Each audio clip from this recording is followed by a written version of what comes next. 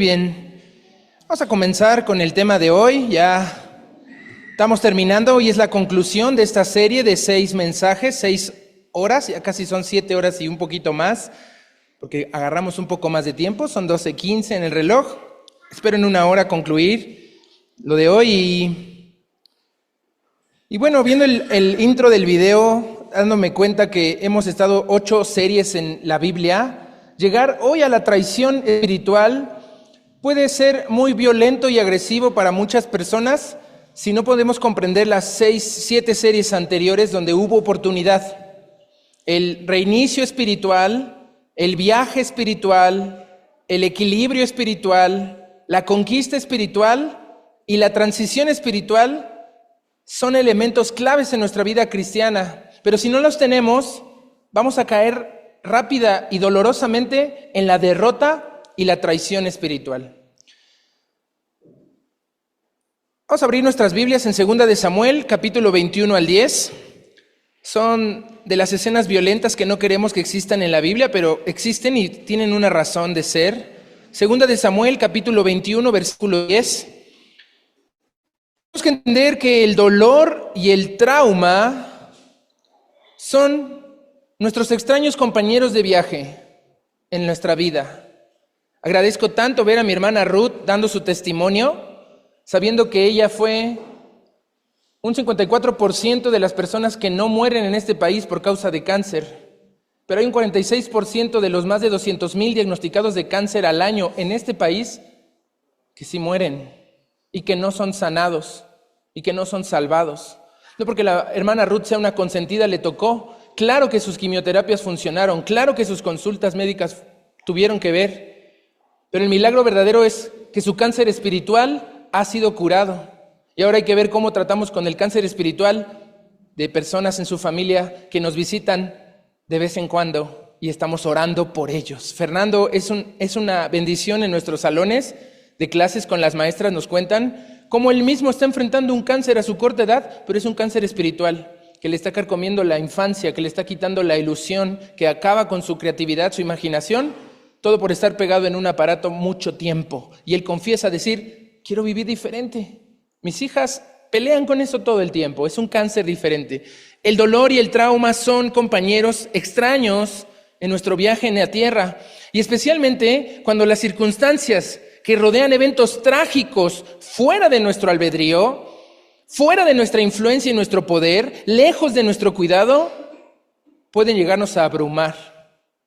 Más cuando hay cosas que no nos corresponden, que no tenemos que estar haciendo y queremos hacer, queremos entrar, queremos meternos en ello. Como personas de fe, nuestra respuesta en momentos difíciles puede contribuir o a destruir o a afirmar una vida. Tenemos que tener mucho cuidado cuando tratamos con personas que atraviesan estos viajes con dolor y trauma. En este estudio bíblico que llevamos durante estas 6 semanas sobre la vida de Saúl, hemos estado examinando la respuesta de seres humanos comunes y corrientes como tú y yo, pero que vivieron hace miles y cientos de años, seres humanos que se enfrentan a la tragedia, y más grave aún, cuando esta tragedia se presenta cuando estamos en medio de la bendición y el llamado del Señor. En 2 de Samuel capítulo 21 vamos a conocer a una mujer llamada Rispa. Esta mujer, esta madre afligida, dejen bloquear y quitar cualquier distracción acá. Esta mujer Rispa, que aparece solamente 2 veces mencionada en la Biblia, pero en una de sus actuaciones, que es lo que vamos a leer en este momento, se muestra una madre afligida por la muerte prematura de sus hijos. Y a través de su ruidoso silencio, Rispa parece silenciosa en toda la Biblia, y su silencio es tan ruidoso, nos enfrentamos a las calladas e incómodas realidades de nuestra propia vida personal. Cuando la injusta y la terrible distribución del poder, de la riqueza y de la prosperidad que en este planeta, porque el Señor desea para cada uno de nosotros poder, prosperidad y riqueza, no solo en el pueblo de Dios, sino en todo el mundo. Él es un Dios generoso, Él es un Padre que quiere todo lo bueno para sus hijos. En medio de esta terrible y dolorosa y desigual distribución del poder, vemos a esta madre silenciosa, pero que se levanta a darnos un mensaje muy fuerte esta mañana. El silencio de esta mujer, como el de Ahinoam, la esposa de Saúl, y tal vez otros personajes que hemos leído y que tal vez debieron haberse quedado callados, son poderosos testimonios del dolor, pero también del amor, del terror, pero también del coraje, de la ansiedad, pero también de la paz que los seres humanos debemos enfrentar cada día. Y eso es lo que nos anima a estar firmes en nuestra fe. Esta es la base de vida sobre la cual podemos aprender y crecer, ya que Dios puede convertir nuestros momentos más trágicos en nuestros más gloriosos triunfos. Amén. Vamos a leer 2 de Samuel 21, 10 al 14. Lo que hizo Rispa en la Biblia. Entonces Rispa, hija de Aja, tomó una tela de cilicio y la tendió para sí sobre el peñasco. El cilicio es una tela que raspa, que incomoda, que no es nada cómodo. Es mejor dormir en el peñasco que en una tela de cilicio. Es como esta tela que está aquí colgada que me señala Paul, así es rasposa, y si te acuestas y te das la vuelta, te vas a llevar una buena raspada. Pero eso puso Rispa en el suelo para acostarse ahí. ¿Por qué? Desde el principio de la siega hasta que llovió sobre ellos agua del cielo, y no dejó que ninguna ave del cielo se posase sobre ellos de día, ni fieras del campo de noche. Esta mujer que ya habíamos mencionado en el tercer mensaje de esta serie, cuando hablamos de la familia futura de Saúl y las consecuencias futuras de la desobediencia y la deslealtad de Saúl, esta esposa viuda, que la Biblia le llama concubina, queda a merced de una agresión sexual que vemos en el capítulo 3 por parte de la familia real por tratar de apoderarse del poder. La cosa así era antes, un dominio animal de instintos, de poseer mujeres para poseer reinos, y ha cambiado mucho. Tendría que haber cambiado mucho la cosa en esta civilización en la que vivimos. No está claro si llegó a una violación el primo de Saúl, Abner, de Rispa, pero el texto nos quiere dar cuenta de la vulnerabilidad y la precariedad en la que quedan las mujeres y los hijos de hombres que no supieron mantener su lealtad, de líderes que no supieron obedecer y estar bajo autoridad, de sacerdotes y pastores que traicionaron a su llamado.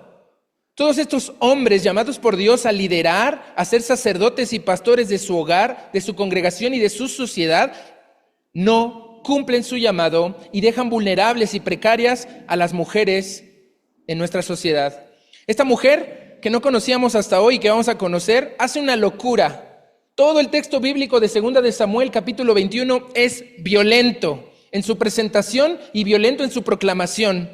Y estoy llevando un estudio bíblico entre semana donde se abordan dos de los mitos más comunes contra la Biblia. En primer lugar, el mito número 1 contra la Biblia es que la Biblia solamente es para gente estudiosa, para gente con capacidad intelectual, que memoriza, que disciplina, que estudia, que está reservada no solo a hombres estudiosos, sino a piadosos y espirituales. O sea, la Biblia es solo para pastores y para misioneros. El segundo mito, por el que la Biblia no se lee, es porque es aburrida.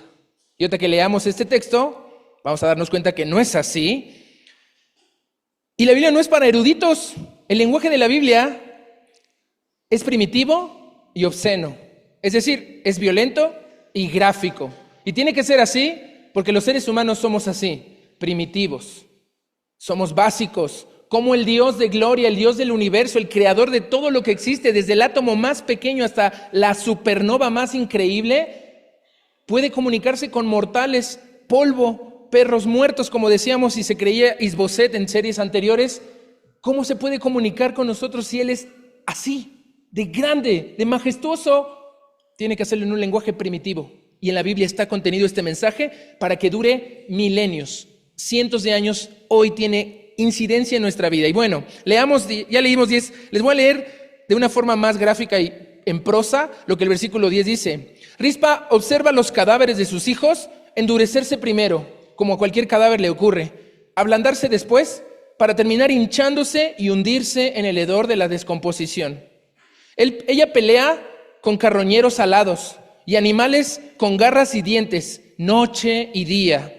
Está ahí desde la cosecha de la primavera hasta las lluvias de otoño. Es decir, entre 6 y 9 meses, desde marzo, el mes de Nisan, que es la siega de la primavera, hasta Tishrei, que es en septiembre y octubre. Esta mujer duerme, come, tiene sus necesidades más humanas, protegiendo y dando testimonio por sus hijos cuando no pudo hacer por ellos nada en vida. Hay mucha historia, tienes que leer esto en la Biblia. Si no estás leyendo tu Biblia, te enteras muy tarde de esto, y la mayoría de la gente se está enterando demasiado tarde de lo que en la Biblia hay. El viernes tuvimos una reunión con mis compañeros de la secundaria, y cada que tocaba un pasaje bíblico, porque la conversación de la familia, del matrimonio, de los hijos, llevó a la Biblia, y me preguntaba 3 veces uno de mis amigos más resistentes al evangelio: ¿en serio eso dice la Biblia?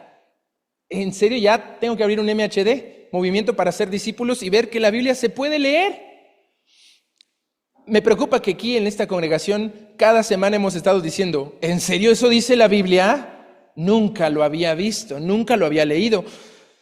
Pasó algo horrible, hay una hambre terrible en la ciudad, en el país. David enfrenta una sequía tan terrible que le pregunta a Dios: ¿qué pasa? Y le dice Dios: Saúl mató, en su celo por cuidar al pueblo, mató a los gabaonitas. Los gabaonitas no eran de Israel.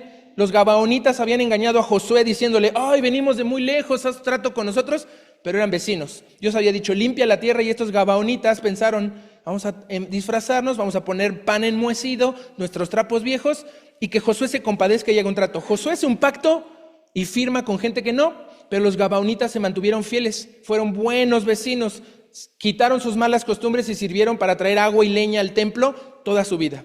Saúl, en su celo, en su locura, porque hace 8 días, ahorita voy a hablar y terminar los signos de la locura de Saúl. Saúl es el caso clínico más interesante en la Biblia sobre esquizofrenia y neurosis obsesiva compulsiva. Se vuelve loco y empieza a matar gente en una paranoia asesina, y mata a los gabaonitas queriéndoselas cobrar cuando no tenía que tocarlos, porque eran parte de un pacto que hecho con Josué. Entonces Dios le dice a David: Saúl derramó mucha sangre, haz algo. No le dice nada, no le dice: Saúl derramó sangre. Y David, en lugar de decirle: ¿qué hacemos, Señor?, va y habla con los gabaonitas. Y los gabaonitas le dicen: hey, no queremos herencias, no queremos plata, no queremos oro. Lo único que queremos es que aquel que planeó matarnos a todo nuestro pueblo, que pague con 7 de sus hijos. David toma una decisión terrible. No voy a hablar de David porque nos faltan series para llegar a David. La próxima serie vamos a ver el inicio de David, y en la siguiente veremos el desenlace de David como rey, y al final veremos el fracaso de David como padre, como esposo, como humano. Y no se sientan defraudados porque parece que David es un hombre conforme al corazón de Dios. Hay otros 5 personajes bíblicos llamados conforme al corazón de Dios. Pero así como tenemos en un tipo de altar a David, a veces dejamos a Saúl en el suelo como el malvado, como el terrible, y no, son humanos, y podría ser tú un Saúl o podría ser tú un David. Y David se equivoca porque sabe que tiene un pacto jurado con Jonatán. Hace 8 días vimos que él jura con amor con Jonatán y dice: este es mi hermano, esta es mi vida, y promete, y Jonatán le hace jurar 4 veces en la Biblia. Jonatán le hace jurar a David que lo cuide, que le dé la gesed de Dios, la misericordia. Entonces David perdona a Mefiboset. Los gabaonitas quieren 7 humanos, quieren 7 personas para pagar la deuda. David dice: Mefiboset no. Ya sé, Mical, mi ex esposa, que me quita a Saúl, yo le quito a su esposa a Saúl, me quedo con su madre, él me quita a su hija, ella tuvo 5 hijos con Paltiel, a mí me importa lo que piense Paltiel, tráigame esos 5, me faltan 2, Rispa tiene 2, y completan a los 7 hijos de Saúl. Y aunque la Biblia dice que los ahorcaron, más bien hay un despeñamiento de las personas. Estos 7 al parecer los degollan y los dejan rodar por el peñasco, y es cuando Rispa aparece en escena para proteger el cadáver de sus 2 hijos, pero protege el de los 5 que Mical ni aparece. Vamos a ver un poco de Mical en la historia de David, en la historia de Saúl. ¿Por qué Mical hace cosas tan terribles? Y Rispa, con ese acto de estar sobre 7 cadáveres durante 8 meses sin que los toque animal volador y animal terrestre, Rispa tiene que sufrir bajo un disfraz de David, intentando reconciliar y hacer una justicia retributiva que Dios no mandó. Esto fue idea de los gabaonitas. David cedió a una idea muy violenta y que puede sorprendernos a creer que Dios o que los gabaonitas o que David están actuando conforme a la palabra cuando no es así. Ni siquiera Dios ordenó esto. La naturaleza violenta de lo que vimos en Samuel desde el primer versículo 21:1 hasta el 9 se interrumpe por un acto de amor en esta madre en duelo. Rispa hace por sus hijos muertos lo que no pudo hacer por ellos en vida. No pudo arrebatárselos a las gabaonitas, no pudo detener a David, pero se pasa 6 a 9 meses cuidando los cuerpos, que ningún animal los toque, que ningún ave, y duerme ahí en medio de ello.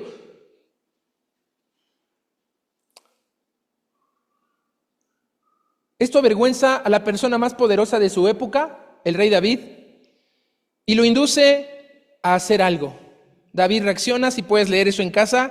David va, recoge los huesos de Saúl. Vamos a leer esto porque es interesante en nuestra historia. Entonces David, versículo 11. Y fue dicho a David lo que hacía Rispa, hija de Aja, concubina de Saúl.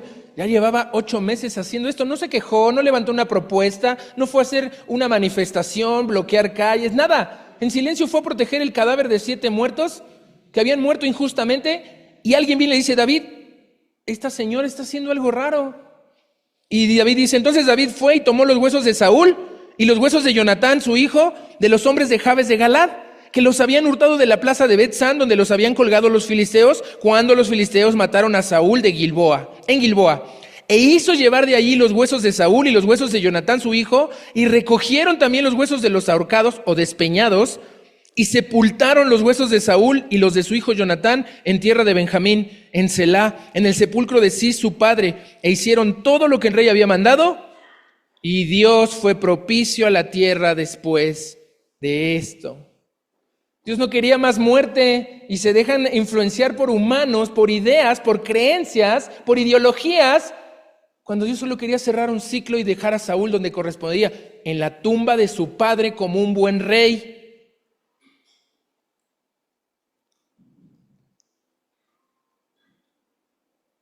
Estas palabras sirven como comentario final de la trágica historia de Saúl. Las consecuencias de Saúl duraron décadas después de su muerte. Y aquí se cierra este capítulo triste, trágico, que no solo permaneció como testimonio para todas esas personas, sino para nosotros, en medio de nuestros momentos más trágicos y más traumáticos, en el que Dios quiere que triunfemos si perseveramos. Vamos a orar para comenzar este mensaje el día de hoy. Amado Señor, abre nuestros ojos espirituales a la vida y a la historia de Saúl, de Ahinoam, de Jonatán y de Rispa, y de todas estas personas que vemos y conocemos en tu palabra. Quita de nuestro camino nuestras propias creencias y contextos personales. Borra ideologías y cuestiones individualistas que impidan que tu historia cobre vida para nosotros en este tiempo de reflexión y exposición bíblica. Muéstranos cómo el poder del silencio puede servir como la mejor arma contracultural en nuestros esfuerzos por edificar, disfrutar y expandir tu iglesia. Refuerza esta historia que hemos tenido estos 6 domingos a cada persona que escucha para que pueda comprender en estas experiencias ajenas como historias propias y tomarlas como regalos de tu buena mano para nuestro aprendizaje, nuestro crecimiento y aceptar los desafíos en la vida de fe que tú nos has llamado. En el nombre de tu Hijo Jesús oramos. Amén. Vamos a 1 Samuel capítulo 20. Trágico final. Muriendo más de sus hijos de Saúl por causas absurdas de peleas y de hombres y de humanos que no se acaban de poner de acuerdo, que no tienen tacto, que no abren su postura, que no se dejan redarguir por el Espíritu Santo para cambiar, para mejorar y para crecer. 1 Samuel capítulo 20, vamos a empezar en donde me quedé la semana pasada, voy a ir muy rápido. Jonatán está pactando, vean el 20:23, este versículo lo usé con una amistad muy increíble que tuve en mi juventud, y este versículo fue nuestra clave entre este amigo y yo, y dice así: en cuanto al asunto de que tú y yo hemos hablado, esté Jehová entre nosotros dos para siempre. Pactamos tener a Jehová en medio de nuestras pláticas, en medio de nuestros negocios, en medio de nuestras relaciones, tener a Jehová siempre en medio. Y eso es lo que hizo Jonatán con David. Ahora, en el 24, hay un contexto. Jonatán le dice: David, mi papá te quiere, ven, confía. Y David dice: no, te lo voy a demostrar. Voy a faltar a la cena, dile a tu papá que voy a visitar a familiares en Belén y a ver cómo lo ves. El primer día, la cena se sirve. Saúl tenía un lugar preferido, se sentaba junto a la pared, no le gustaba tener a alguien de su lado izquierdo, a su derecha se sentaba Abner y luego el lugar de David. Pero Saúl encuentra el lugar de David vacío y dice: seguro David andaba impuro, mató demasiados filisteos, no hizo el proceso de limpieza, no pudo venir a cenar, mañana lo espero. Al día siguiente, yo también, para más ratito. Al día siguiente, David no se vuelve a presentar y vean lo que dice el versículo 28, voy al 28, no se presenta en el 27 y en el 28 le dice Jonatán: David me pidió encarecidamente que le dejases ir a Belén. Te ruego que me dejes ir porque nuestra familia va a celebrar un sacrificio.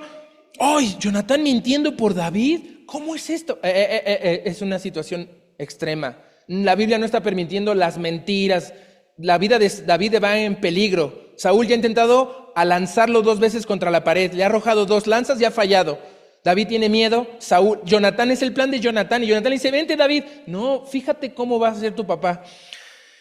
Déjame ir, y bueno, no ha venido. Entonces, 30, se encendió la ira de Saúl contra Jonatán y le dijo: ¿hijo del mal? No. ¿Mal hijo? No. ¿Niño mal portado? No. Se va contra la mamá. Le dice: hijo de la perversa y rebelde. Ya es una señal de que Ahinoam no estaba de acuerdo con su propio esposo. De por qué Ahinoam acaba casándose con David. Sí, sé que esto es muy extremadamente improbable, pero técnicamente posible porque Saúl se va contra la mamá. ¿Por qué contra Jonatán está diciéndole: mi amigo se fue a su ciudad, déjalo ir, papá, mañana viene? Se enciende en ira y Saúl se ha encendido en ira positivamente. La semana pasada vimos cómo se enciende en ira y rompe un toro, los hace pedazos, dice: todos a la guerra. Y todos responden: sí. Esa ira, Dios la advierte que es con cuidado. Sí la puedes sentir, pero tienes que cuidar lo que debes de hacer después de que sientes esa ira. Hijo de la perversa y rebelde, ¿acaso no sé yo que tú has elegido al hijo de Isaí para confusión mía y para la confusión de la vergüenza de tu madre? Es otra señal de lo que acabó pasando con la esposa de Saúl, que no es porque David fuera solo un robador de mujeres como lo fue. Salvaba mujeres de hombres locos y perversos como Abigail del necio, no me acuerdo el nombre hebreo del necio, Nabal significa necio, lo vamos a ver. Pero Nabal era terrible y Abigail estaba con ese hombre. David la rescata, se casa con ella. Saúl se empieza a poner terrible y Ahinoam parece que escapa y David la rescata y se acaba casando, que vamos a ver en la siguiente serie. Entonces, hijo de la rebelde y la perversa, la vergüenza de tu madre. Porque todo este tiempo que el hijo de Isaí viviere sobre la tierra, ahí Saúl empieza a manipular a su hijo para que se le ponga en contra. Le dice: ni tú estarás firme, ni tu reino. Envía pues ahora, tráemelo, porque ha de morir. Ahí Jonatán se da cuenta que su padre está mal. Saúl ya había dicho que amaba a David. Saúl ya había traído a David a su casa para tocarle el arpa. Saúl había puesto a David, lo voy a ver más a fondo, voy de atrás para adelante. Y le dice Jonatán responde a Saúl: ¿por qué morirá? ¿Qué ha hecho? Y Saúl le dice: tienes razón, hijo mío, voy a recapacitar. No. Entonces Saúl le arrojó una lanza para herirlo, de donde entendió Jonatán que su padre estaba resuelto, estaba loco por matar a David. Y se levanta Jonatán de la mesa con exaltada ira y no comió para el segundo día de la nueva luna porque tenía dolor a causa de David, porque su padre le había afrentado. Y bueno, pueden seguir leyendo todo este texto. Al final, el 21 es doloroso. En el 41 dice: y luego el muchacho se hubo ido, se fue el criado, David se levantó del lado sur y se inclinó 3 veces postrándose hacia la tierra. David sabe que Jonatán puede matarlo, que tal vez lo convenció su papá de matarlo para que Jonatán se quede en el trono. David hace señales de inclinación y decirle: Señor, Señor, 3 veces. Y besándose uno al otro, No vean esto mal con la perversidad que hoy existe. Los hombres nos podemos besar, no pasa nada, no te vas a quemar, no te van a ridiculizar. Y no lo hacemos, hemos perdido esa práctica de amor por una violencia e ignorancia, por una detestable indiferencia con el otro, y no nos besamos entre hombres por una serie de ridículos estereotipos que no superamos. Pero aquí ellos dos se besan como los amigos que son, y un beso en un llanto, en un funeral, imagínense, en una tragedia, en un accidente. Están llorando, y dice ahí, y lloraron el uno con el otro, y David lloró más. Ya se acabó el mensaje de hace 8 días. Saúl es el prototipo del creyente actual. Saúl, 28 ventajas a su favor. Puedo mencionarlas, si las anotaron, les di 11 terrenales y 11 espirituales, y siguieron sumándose. Acabó en lo peor. Y vamos a ver el final, Samuel 31, primera de Samuel 31. ¿Cómo acabó Saúl después de estar en lo más alto?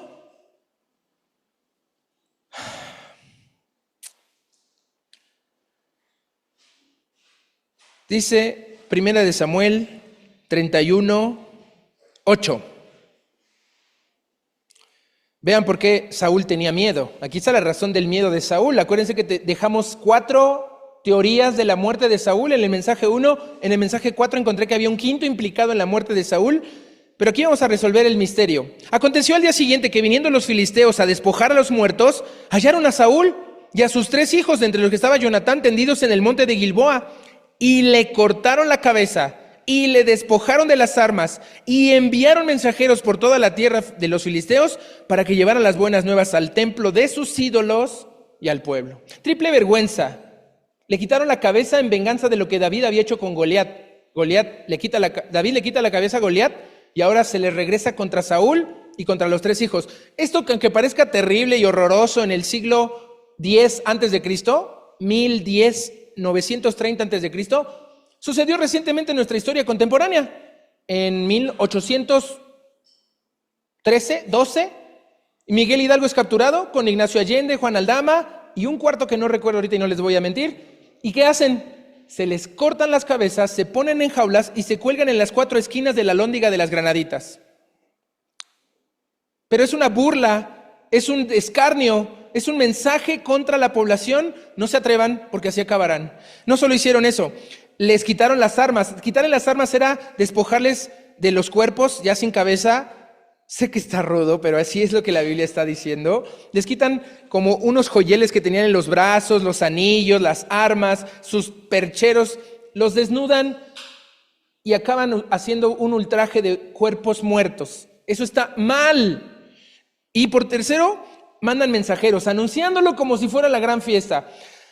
Esto ocurrió recientemente, no en 1800. El 7 de octubre del 2023, un grupo terrorista entró en un país y hizo esto con los cuerpos. Decapitó, violó, quemó, secuestró, ultrajó a 1,200 personas.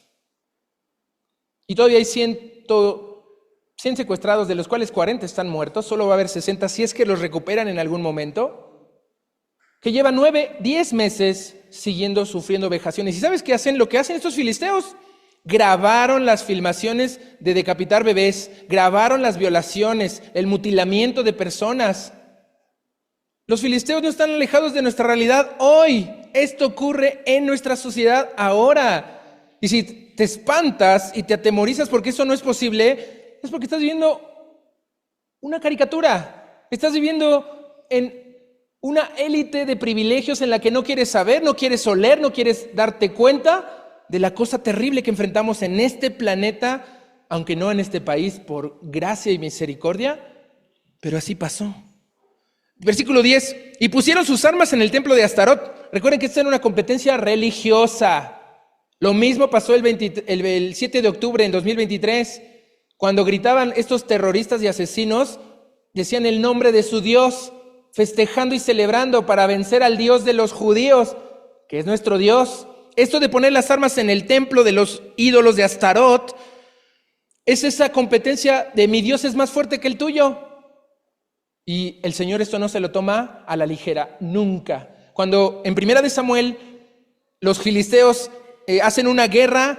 Los hijos de Elí con Elí están diciendo, traigan el arca para ganar la guerra. Los filisteos los acaban y se roban el arca y la meten al templo. Y sus ídolos empiezan a caer, a hacerse pedazos, a cortarse. Quítenos el arca de encima. Ya los filisteos dicen, no, con el arca no. Pero con estos reyes muertos hagamos lo que queremos. Meten los ídolos al templo de Astarot y colgan el cuerpo de Saúl en un muro.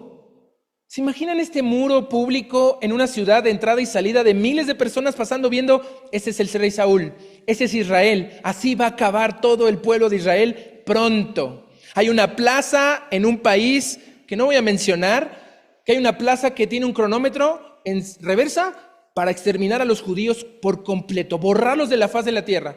Quedan 10 años, 4 meses y unos días para que ese cronómetro acabe y sean exterminados. Esto es real.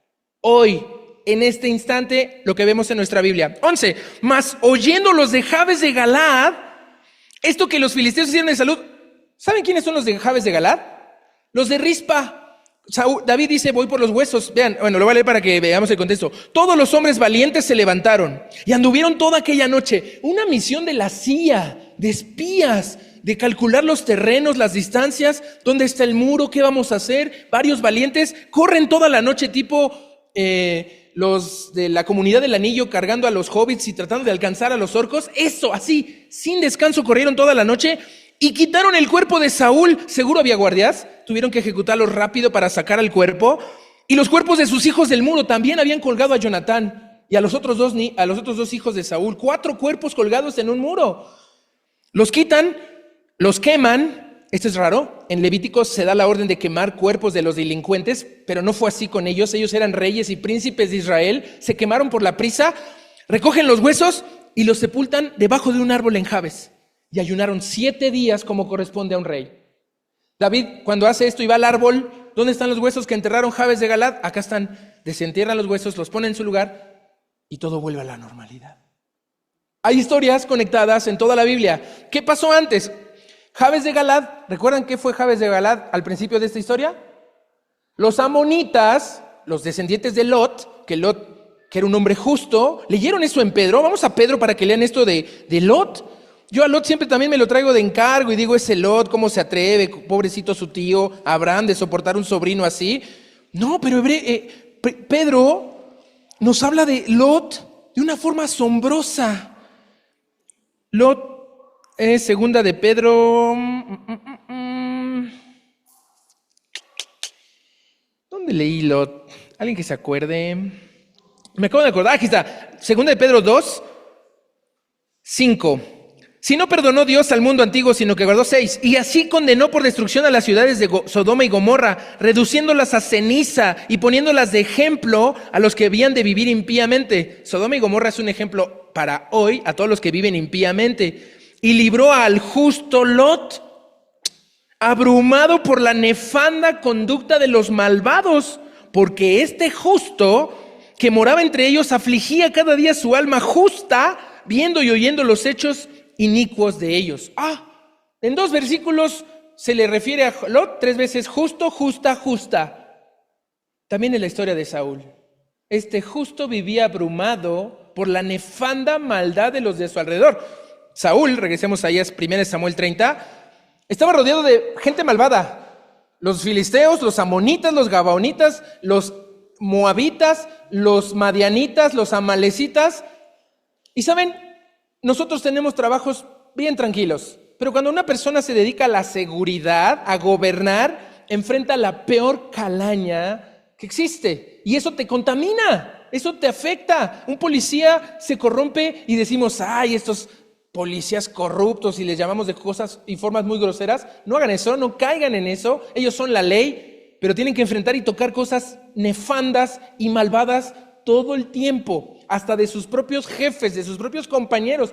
La corrupción es tremenda. Y antes de hablar, me gustaría verte ahí un día o un mes sin que te afecte, sin dejarte influir.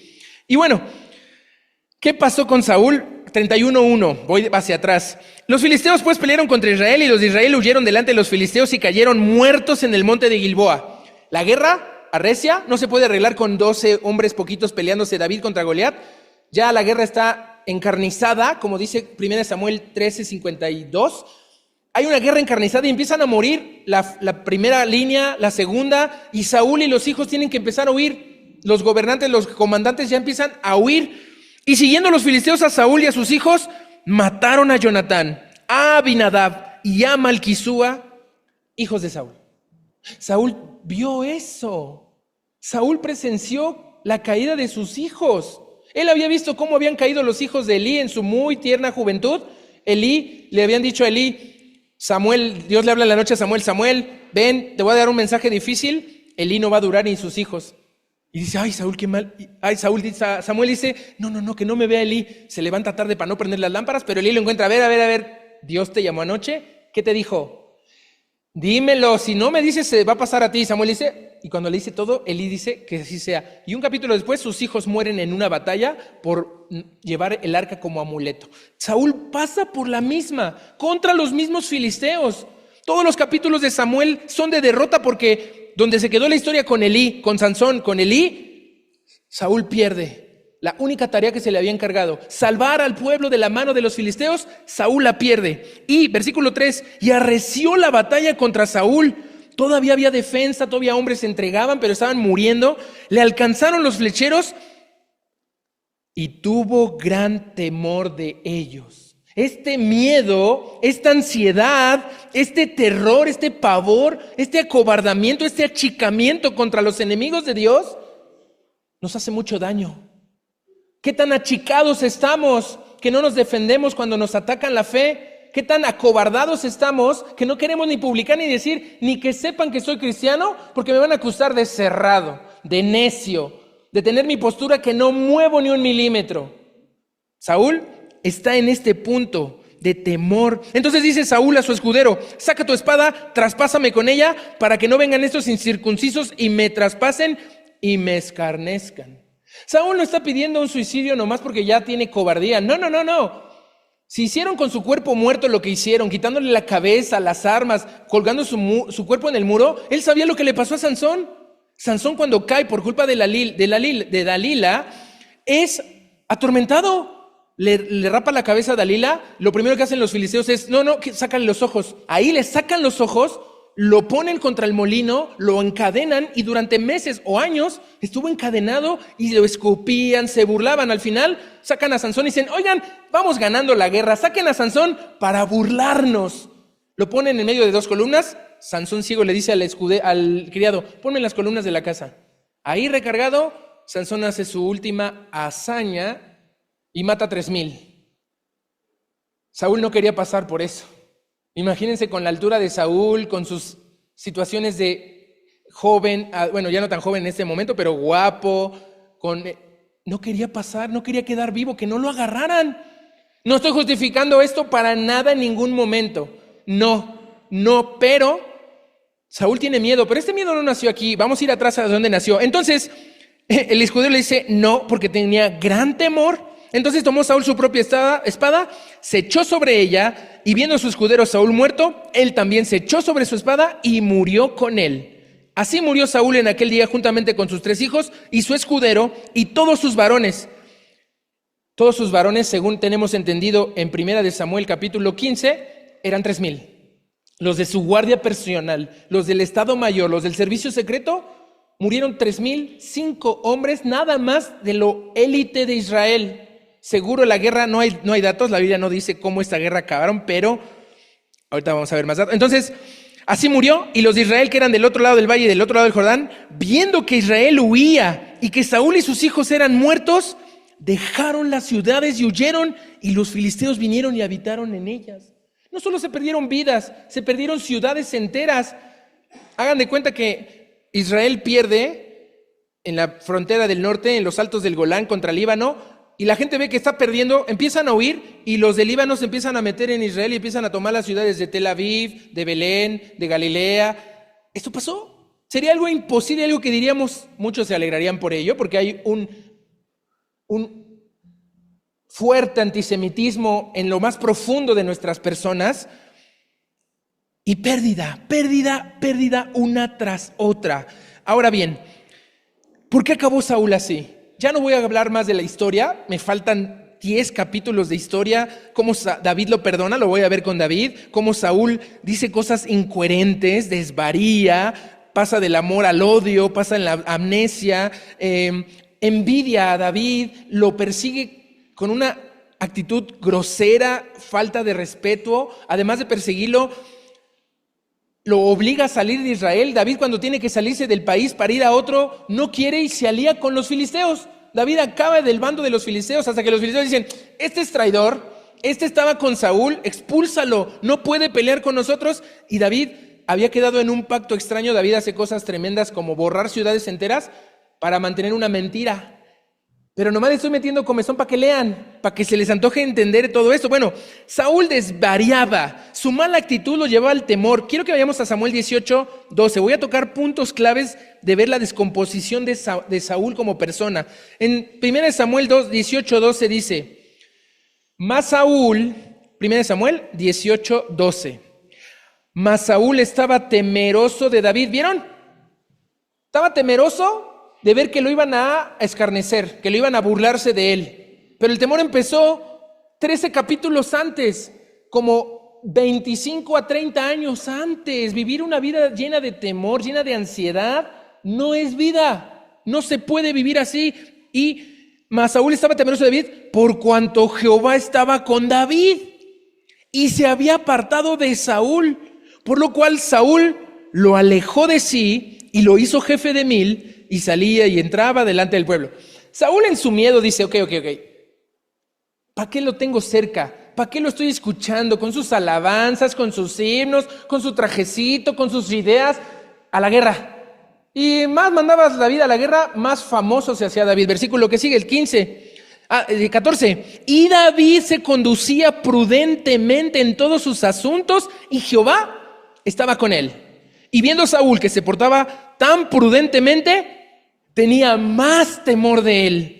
Mas todo Israel y Judá amaba a David, o sea, leña al fuego, porque él salía y entraba delante de ellos. Más temor, más depresión, más ansiedad. Saúl estaba enloqueciendo esquizofrénica y neuróticamente. ¿Por qué hace esto? Porque cuando en el 16 que leímos la semana pasada, que dice que el espíritu de Jehová se apartó, 16:14, el espíritu de Jehová se apartó de Saúl, cuidado. Otra vez, no es que Dios esté cerca de la hermana Ruth y a ella la salve y le cure y se aleje de otros perversos pecadores y los mate de cáncer. Así no funciona. Depende de lo que hace cada ser humano. Vean lo que dice Isaías 49. Vamos a Isaías 49. Un breve salto a Isaías 49, 13 al 16. Porque la gente se expresa así, no conociendo la palabra del Señor. Dice Isaías 49... respecto al actuar de Dios en la vida de las personas. ¿Cómo actúa Dios? ¿Dios hace eso? ¿Manda demonios a atormentar a las personas? ¿Dios manda enfermedades para castigarlos y a unos se las quita porque son sus consentidos y a otros los tiene enfrente de la iglesia predicando? No. Isaías 49, 13 al 16 dice así. Cantad alabanza a sus cielos y alégrate tierra y prorrumpid en alabanza a sus montes porque Jehová ha consolado a su pueblo y de sus pobres tendrá misericordia. Dice algo bueno. El pueblo canta, pero el pueblo dice ahí, pero siervo fiel dijo, me dejó Jehová y el Señor se olvidó de mí. ¿Te has encontrado en una situación en la que la abrumadora influencia satánica te ha hecho pensar que Dios te abandona, se aleja de ti? ¿No te da el negocio que quieres? ¿No te da la escuela que buscabas? ¿No te da el dinero que persigues? ¿No te da la mujer que pediste? ¿Es Dios alejándose de ti? No, vean lo que dice el versículo 15 del 49 de Isaías. Y dice Dios está respondiendo. ¿Se olvidará la mujer de lo que dio a luz para dejar de compadecerse del hijo de su vientre? Y dice Jehová a ti personalmente hoy, aunque ella olvide, yo nunca me olvidaré de ti. Dios no se aparta de ti, tú te apartas de Dios. Dios no se apartó de Saúl, Saúl se apartó de Dios. No es que Dios se haya acercado a David, es que David se acercaba a Dios. Así funciona en el lenguaje bíblico. Solo el versículo 16 para que veas no solamente como Dios, como una madre, como una gallina que junta a sus polluelos, como un padre amoroso que busca a sus hijos. Vean otra parte emocionante que dice el 16. He aquí que en las palmas de las manos te tengo esculpida, delante de mí siempre están tus muros. Está hablando de la ciudad, pero está diciendo algo así como, he aquí que en las palmas de las manos, Ruth, te tengo esculpida, delante de mí siempre está tu familia. Y esa promesa te aplica a ti y ponle tu nombre ahí así. Dios ha grabado en sus manos tu nombre. ¿Cómo? A través de Jesucristo. Con los clavos atravesando sus huesos, su piel y sus músculos. Y Jesús, dicen que viste de manga corta para exponer las heridas que causaron por ti y por mí. Y Él ve las heridas y dice, lo hice por ti. Así te lleva Dios en su piel, en su corazón. Dios no se aparta de ti. Tú te apartas de Él, y es lo que Saúl no entendía. Saúl empieza a culpar a Dios de sus problemas. Saúl empieza a alejarse y a decir, a ver, el cristianito de David, a la guerra. No me vengas con tus religiosidades y tus tonterías. Adiós, adiós, vámonos. Y se aleja. ¿Qué hace Saúl? Se junta con gente perversa, se junta con gente mala. Vamos a ver el versículo de que sigue con Samuel. Regresa a Samuel 18, por favor. 18:8. El espíritu malo que se acerca con... Recuerden, la Biblia lo dice así, hay que entenderle la Biblia qué está diciendo. Vienen de la guerra, es antes, un poquito antes de este texto, no sé por qué empecé hacia atrás, voy de atrás adelante, dice 18:8. Se enojó Saúl en gran manera. ¡Ay, el enojo!, ¿verdad? El enojo no está mal.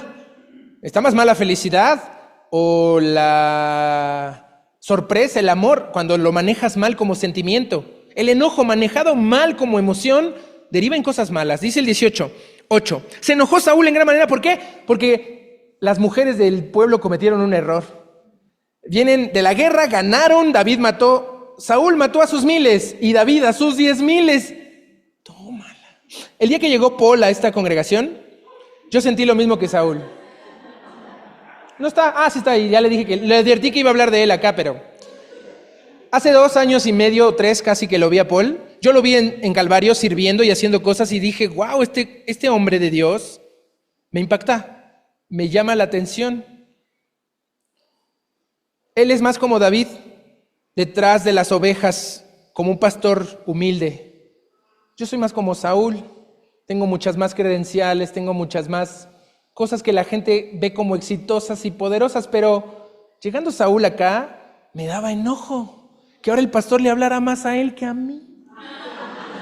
Que ahora el pastor le dara lo que yo tenía esos ministerios y ahora se los daba a Paul. Cuando yo había trabajado, cuando yo había sudado, Y Paul empezaba a portarse más prudentemente y a quedarse con cosas y toda la gente, claro, aquí en la gente somos, ¡ay, el nuevo, wow, ya, el ministerio ya aburrió, ya, chaval, ya! Esto es real. Entiendan a Saúl, compréndanse y véanse en esa figura. Yo me veo como un Saúl, yo me veía como un Sansón en sus situaciones. Y se enojó Saúl y le desagradó el dicho de que a David le dieran 10,000 y a mí 1,000. ¿Y qué dice Saúl? No le falta más que el reino. Claro, que ya hagan pastor a Paul. A mí que me dejen con los niños. Con los niños. ¿Cómo es posible? Y desde aquel día... Aquí cambié mi historia y desde aquel día Saúl no miró con buenos ojos a David. No. Yo entendía y esta serie vino a mi vida para entender que en esa época de mi vida pude, por la gracia y misericordia de Dios, ver a Saúl con buenos ojos. ¿Con qué ojos estás viendo al pastor?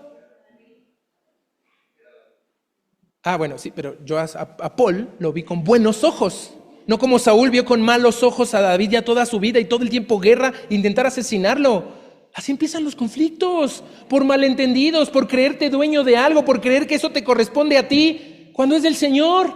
Nada es de nosotros, no poseemos, no, por gracia.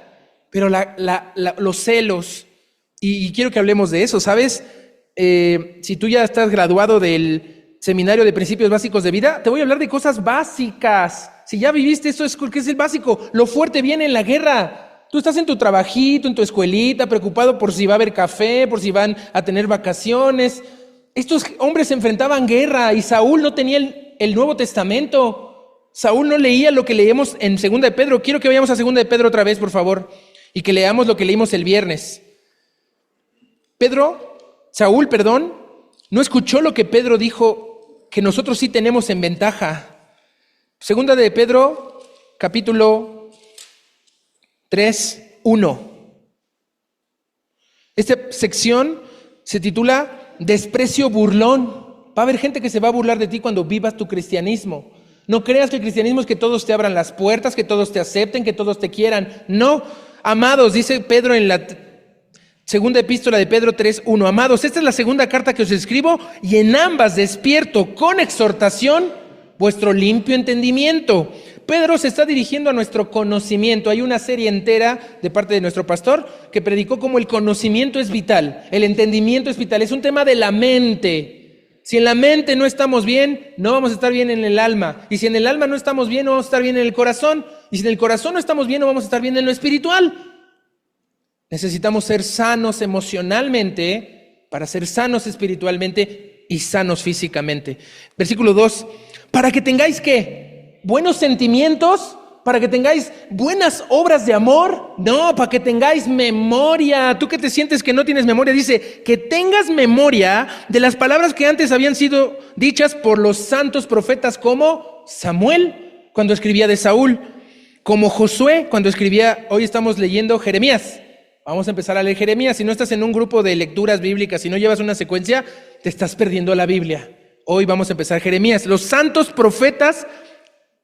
Y esa es una clave.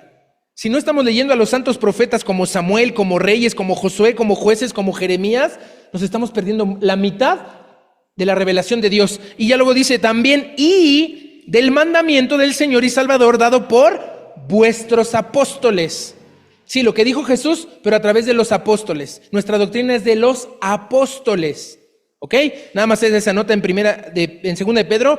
Ahora, los problemas de Saúl son muy superficiales. Puedo seguir. Tú síguete leyendo 19, 20, 21, 22, 23, 24, 25. Hay capítulos que ya David está siendo muy protagonista y sufre la locura de Saúl. Vamos a ver el 19. Nada más hay una nota importante en el 22.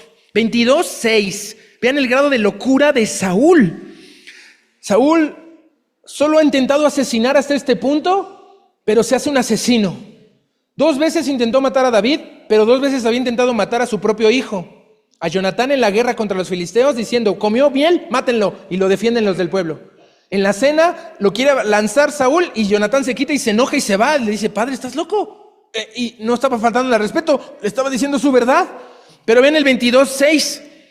Oyó Saúl, David ya está fuera del palacio, está huyendo. Hay una huida de David interesante. Luego les paso un mapa de cómo David huye por kilómetros y por meses de Saúl, hasta que se tiene que salir del país. Y dice, oyó Saúl que se sabía de David y de los que estaban con él. Y Saúl estaba sentado en Gabá, debajo de un tamarisco sobre un alto, abajo de un árbol. ¿Saben a quién me recuerda? A Jonás. Ahí está bajo la sombrita, se le seca el árbol y se enoja Jonás. Así, es esta misma escena repetida en la Biblia muchas veces. Y tenía una lanza en la mano. ¿Qué lanza? ¿Cuál? La que había intentado poner a David en la pared, a su hijo. Yo me imagino que era como su Lucy de Negan en Walking Dead. La Lucy. Andaba jugando. Este loco tiene un bat con el que mata a sus enemigos. Pues así, el Saúl tenía a su Lucy en la mano, la lanza. Teniendo la lanza. ¿Qué debía tener en las manos Saúl? Según Deuteronomio capítulo 17, 17 al 23, una copia de la ley. Y debajo de un tamarisco, este árbol no es el indicado para leer la Biblia. El árbol indicado para leer la Biblia es la higuera. Cuando Jesús va caminando y se encuentra a Natanael, y debajo de la higuera ve a un verdadero israelita, eso está en la Biblia también, Jesús ve y le dice, Natanael, este es un hombre israelita. Y Natanael dice, ¿por qué me conoce este? ¿De dónde sabe que yo? Y Jesús sabía eso porque el que estaba abajo de la higuera estaba leyendo la ley. Saúl estaba junto a marisco y está teniendo una lanza en las manos y dice, y todos sus siervos alrededor de él, ¡miedo! Ya que hay miedo. David se ha acercado escondidamente a Saúl, le ha cortado la capita, le ha jalado la cantimplora, le ha hecho cositas y ya tiene a la gente alrededor de él en un cerco en el que es impenetrable. Nadie se le acerca al pastor, santo hombre de Dios. No lo toquen, ni lo vean, ni le pidan cosas, ni le llamen porque está muy ocupado. No es así. Tienen que acercarse. Es tan humano como nosotros, pero tiene un papel importante en esta congregación y en nuestras vidas. Entonces, Todos quieren seguir leyendo, ¿verdad? Ya ni me voltean a ver porque están lee. Háganlo en sus casas, pero bueno, ven. Ok. Y dijo Saúl, esta es una terrible escena de mafia, de grupos de narcos, en los que empiezan a violentarse entre ellos, causando intriga. Saúl había unido al reino, había hecho una guerra gloriosa, había unido a las 12 tribus y todos decían, ¡viva el rey! Y aquí empieza a separarlas de nuevo, despertando celos y contiendas, diciendo, nosotros somos benjamitas, la mano derecha, no somos rubenitas de mira nada más, y no somos de Simeón de hoy nada más, y no somos el de las competencias, nosotros somos hijos de Jacob. Vean, y Saúl les dice a sus siervos que estaban alrededor, oíd ahora, hijos de Benjamín. O sea, ya no somos hijos de Israel, ya no somos una nación, somos los atizapenses. Vean esos de Xochimilco, o los de Pozotlán, o los de Tlane, que son fifís. Así empieza Saúl. Entiendan, ese tema es así. ¿Os dará también a todos vosotros el hijo de Isaí tierras y viñas? ¿Y os hará a todos vosotros jefes de millares y jefes de centenas? O sea, aquí empieza a mover la tierra, el poder, la fama. Saúl ya perdió el control de su reino, perdió la idea de Dios, se alejó de la escritura. Y dice Saúl, para que todos vosotros hayáis conspirado contra mí. Ya me imagino a los sacerdotes diciendo, ay, va Saúl otra vez. Ya está pensando que yo lo voy a traicionar. Ya, pura desconfianza. Y eso es lo que pasa en las mafias. Eso es lo que pasa entre la gente malvada. Se están cuidando uno de otro para ver quién me traiciona, quién me apuñala. Y eso no es vida. Aunque te digan que van a ser 5 años de rey para que no tengas 50 de otra cosa, no es vida vivir perseguido. No es vida tener una falta de paz mental, tener ansiedad, tener preocupación. Están conspirando contra mí y no hay quien me descubra al oído cómo mi hijo ha hecho alianza con el hijo de Isaí. Está preguntándose, ¿por qué Jonatán se alió con David? ¿Quién me dice cuándo empezó esto? Ya Saúl está loco contra su hijo, loco contra David. Ni alguno de vosotros que se duela de mí. Ay, el drama. ¿Vieron? Negación, los pasos de Nemo y esos que vieron, negación, ira, aceptación, depresión, ira, todos los está pasando Saúl en un solo versículo. Y me descubra cómo mi hijo me ha levantado a mi siervo contra mí. ¿Qué está diciendo? Saúl está diciendo que Jonatán hizo que David se le pusiera en contra porque ya Jonatán fue a pactar con él. Y aquí Jonatán no creo que esté ni en casa, ya no está la esposa. Hay un versículo que dice que David toma a Ahinoam. Y no les voy a contar lo que sigue porque está muy violento. Hay un tipo ahí que había visto a David con los sacerdotes. David engaña a los sacerdotes, le dice, el rey me manda, pero Saúl no había mandado a David a nada. Saúl llega con los sacerdotes y le dice, ¿qué pasó? ¿Por qué me hicieron esto? ¿Qué te pasa, Saúl? David es el hijo, el que Dios escogió. ¿Por qué lo persigues? Él mató al filisteo. ¿Este sacerdote da testimonio? Y Saúl dice, mátenlos. Agarra a sus siervos, mátenlos. Y eran 85 varones de Dios, sacerdotes, con el efod y con las cosas. Y los siervos de Saúl dicen, no, rey, no los podemos matar, son hombres de Dios. Y ahí hay un Doeg, Doeg que dice, Doeg edomita, estaba cerca de Saúl y no tenía que estarlo. Edom, ¿quién es Edom? Esaú, el hijo de los descendientes de Saúl, el hermano de Jacob. Peleas ancestrales apareciendo una y otra vez. Y Doeg dice, ¿cómo no? Yo me los echo. Y mata 85, por orden de Saúl. Y bueno, era uno más que les quería mencionar, pero vamos a discernir el conflicto. Los problemas superficiales de Saúl es cuestiones de hábitos que parecerían inocentes, como la ropa, como la música, como el lenguaje, como cosas que hacemos sutilmente en nuestra sociedad, que tienen más mundo que iglesia, que tienen más cosas terrenales que espirituales, pero que se empiezan a ver en votos violados. Saúl había jurado como rey defender al pueblo y empieza ahora a matar al propio pueblo con los sacerdotes. Saúl había jurado hacer esto y está haciendo lo contrario. Votos violados. No solo eso, Saúl estaba maldiciendo. No decía solo maldita sea. Decía, ay, ese hijo de David los quiere robar y los está poniendo. Maldecir, maldecir. ¿Cuánto de tu boca aparece el maldecir? Y todo esto solo es superficial. Son actividades visibles, son lo que alcanzamos a verte. La falta de respeto. Saúl se equivoca. Ahora, déjenme darles contexto. Dios no es que a Saúl lo corte y le diga, fuchi la guácala, ya no te quiero, me pesa haberte puesto como rey. No. Acuérdense que Dios no hace eso con la gente. Dios está diciendo en Samuel 13 o 15, me pesa que Saúl se haya alejado de mí. que Saúl me haya dado la espalda, que me esté traicionando. ¿Y qué le dicen a Saúl? Le dicen, ya córtalas, te vas al infierno, ya no eres aceptado ni bienvenido. No, Saúl, no vas a reinar. Pueden ir a ver los pasajes, son claros. Solo no vas a reinar, pero sigue siendo príncipe del pueblo, sigue siendo israelita, sigue siendo benjamita, sigue con tus negocios de tu padre, sigue todo bien. Solo hazte a un lado, no has respetado mi palabra, no has querido escucharme, deja que David reine. Voy a trabajar ahora con David. La cosa hubiera funcionado maravillosa, pero Saúl no quiso. Falta de respeto al profeta. Y solo es superficial. Ahora hay causas también superficiales. Saúl empieza a sentirse inferior, se llena de ira, tiene temor, tiene ansiedad. Dice, lo que tenemos lo acarreamos. Saúl está acarreando siglos de familia descompuesta que no se atrevió a resolver. Y en su rebeldía, en su vocabulario, en su vestimenta, en lo que escuchaba, con quien se juntaba, con los amigos, parecía no violenta, pero era destructiva. Que poco a poco iba cediendo terreno en el corazón de Saúl. Envidia y celos, el temor de ser desplazado y reemplazado. Saúl no pudo luchar contra esto. Estaba aburrido abajo del tamarisco, nomás pensando con su lanza en la mano. ¿Ahora qué haré? ¿Y qué hará? Inseguro, culpable, frustrado e impetuoso en cada una de sus acciones. Pero esto tenía problemas de raíz. Y ten cuidado, lo que acabo de mencionar es solo superficial. Si solo sigues luchando y peleando con todo lo superficial que hay en tu vida, como lo que acabo de mencionar, solamente son los síntomas del cáncer. No estás haciendo nada por atender el tumor, lo que está en el centro. El problema de raíz que tiene que ver con tu carácter, no con tus actitudes, no con tus actividades visibles, sino con tu carácter, es la amargura. El basar tu vida en valores temporales y en tener impureza. La impureza moral es la más dolorosa, pero la impureza puede darse de muchas maneras. Esa impureza de pensamiento que yo podría haber traído con Paul y que limpié y que trabajé y me puse a hablar y a aclarar antes de agarrarme peleas inútiles y absurdas que no deberían de existir, pero existen. Y la causa de raíz, la respuesta incorrecta hacia Dios en Saúl está en resistirse a la gracia de Dios.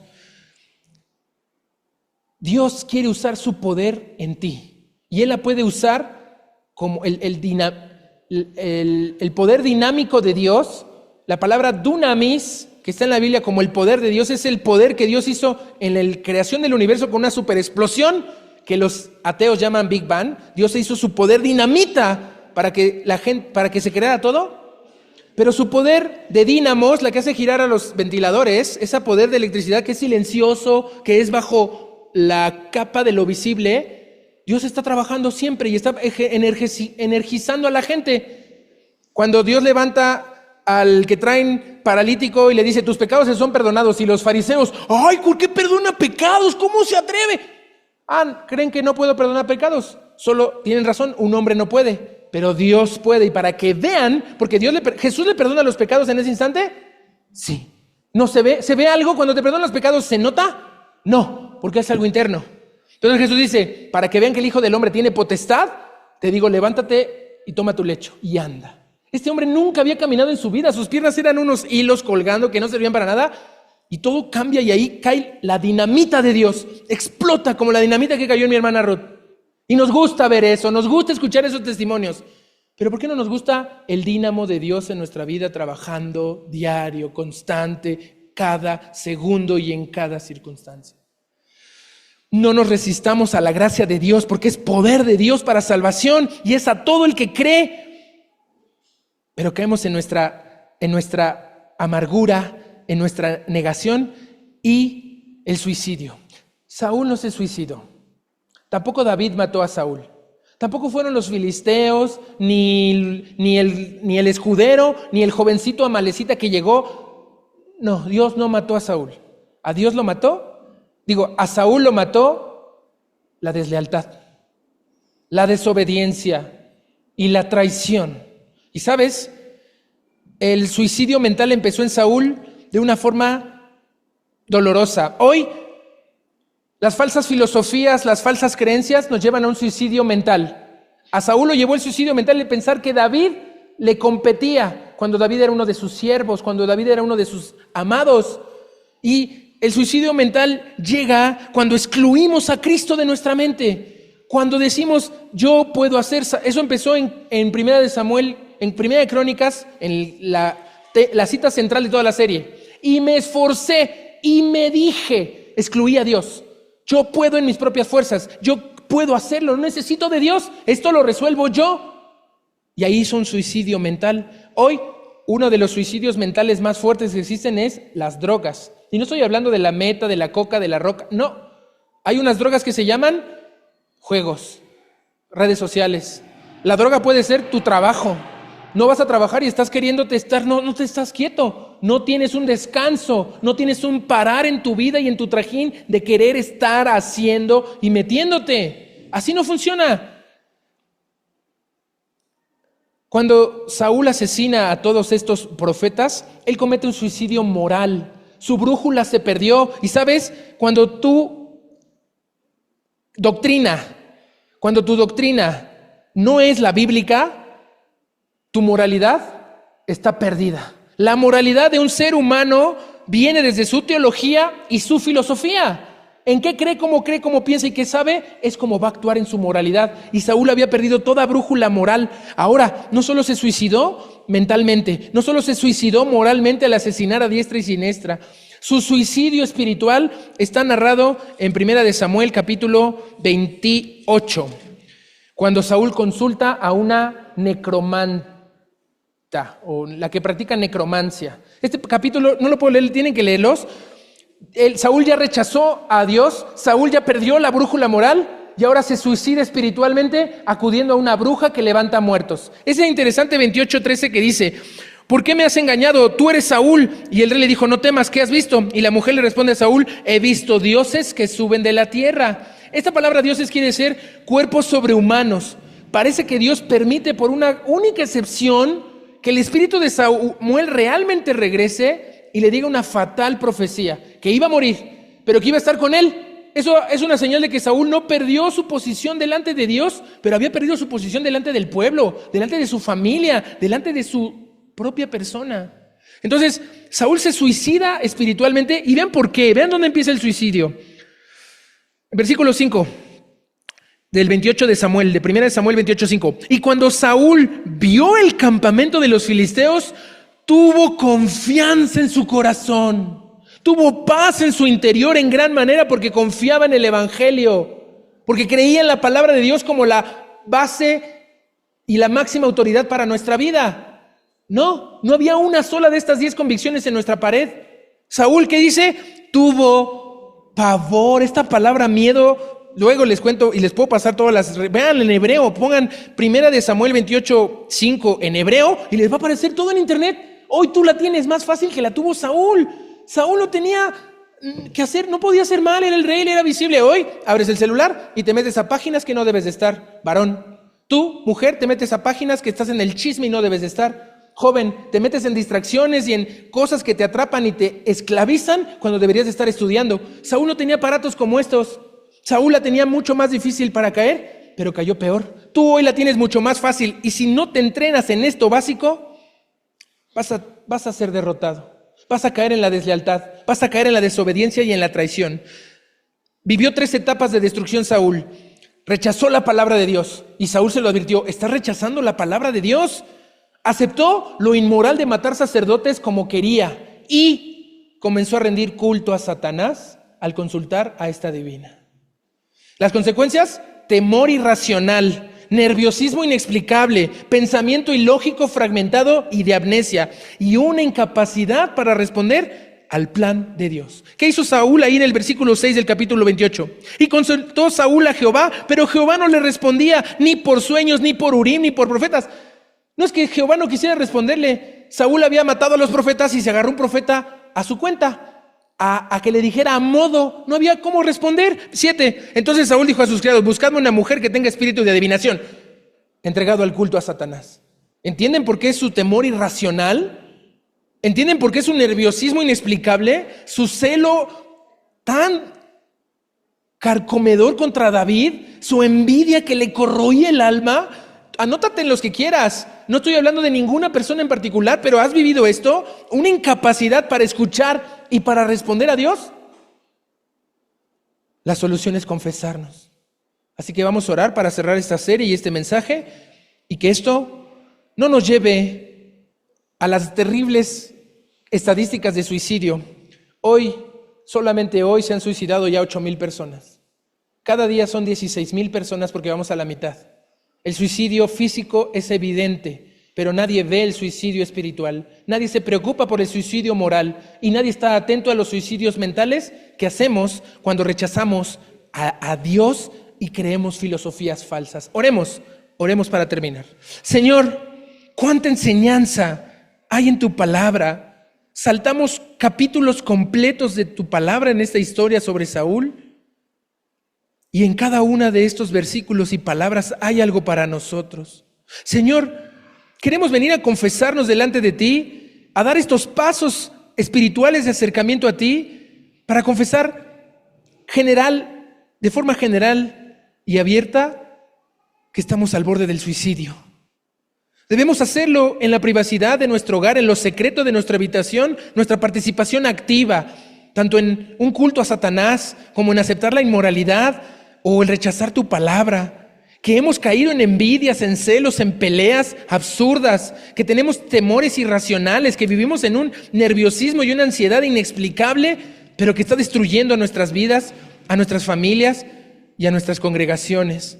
Señor, no nos permites tener un pensamiento ilógico, porque tu palabra no es una serie de historias desconectadas. Tu palabra habla de Jesucristo, tu Hijo, como la respuesta y la solución a todos nuestros problemas, a todos nuestros causas y conflictos superficiales, como los problemas más graves de raíz, como la amargura, como resistirnos a tu gracia. Perdónanos, Señor. Hoy, como congregación, después de esta serie, queremos rendirnos a ti para pedirte perdón por haber aceptado la inmoralidad de nuestro hogar, por haber aflojado las reglas y creernos más civilizados y no violentos, y ver en nuestros propios hogares cómo nuestros propios hijos nos violentan, se salen de sus cabales, nos agreden muy sutil, muy leve, pero que nunca se había visto en la historia de la humanidad. La violencia ahora gobierna a nuestros hijos cuando antes gobernaba a nuestros padres, y quedamos por eso en una generación que le llaman X. Y eso es un diagnóstico tan asombroso, pero que estaba en tu palabra desde hace milenios. Señor, hoy queremos invocar la sangre de tu Hijo Jesucristo. Solo la sangre puede cubrir toda la traición que hemos hecho, porque nosotros, teniendo educación, celulares y la Biblia en nuestras manos, tenemos una lanza para ver a quién se la arrojamos. Señor, en lugar de tener una mente limpia, un pensamiento claro contra nuestros hermanos de fe, contra nuestros amigos y familiares, estamos desconfiando y metiéndonos en lo que no nos importa. Te confesamos, Señor, esto. Invocamos tu sangre para limpiarnos desde el chisme y la murmuración más inocente hasta los intentos de homicidio que corren por nuestra mente, hasta nuestros intentos de suicidio que se aparecen en nuestras vidas, ya sea espiritual, mental o moral, y que nos van a conducir a una muerte trágica y lamentable como la de Saúl. Invocamos hoy, Señor, tu nombre, el nombre del Señor Jesucristo, sobre toda esta situación que acosa y abruma a nuestra nación, a nuestra congregación, a nuestras familias y a nuestras personas. Solamente tu gracia, solamente tu misericordia y el poder de tu evangelio nos pueden librar. No nos dejes despegarnos de él. No nos hagas nunca quedar expuestos al rechazo de tu palabra y a vivir de esa forma tan deplorable, aunque todo parezca bien en nuestros trabajos, en nuestra casa. Déjanos hacer el ejercicio de abrirnos a ti. Déjanos parar en silencio como Rispa, hacer actos de amor, aunque parezcan una locura, y estar cuidando cadáveres en descomposición durante meses de animales terrestres y voladores, y que eso nos acusen, nos digan que dejemos de hacerlo, que eso sea nuestra muestra de amor a ti. Que estamos dolidos por la muerte, que nos afecta real y profundamente y que no queremos participar de ella. Queremos tu vida, la vida que tu Hijo Jesucristo nos ofreció en la cruz, porque esa cruz la debía haber pasado yo. Ese pan que mastiqué, así fue molido el cuerpo de tu Hijo Jesús en la cruz. Ese jugo que tomé es la sangre de Jesucristo derramada en la cruz. Hoy acepto el sacrificio de Jesús por mí. Confieso mis pecados y quiero vivir una vida nueva a partir de ahora en adelante. Te lo pido en el nombre de tu Hijo Jesús. Amén.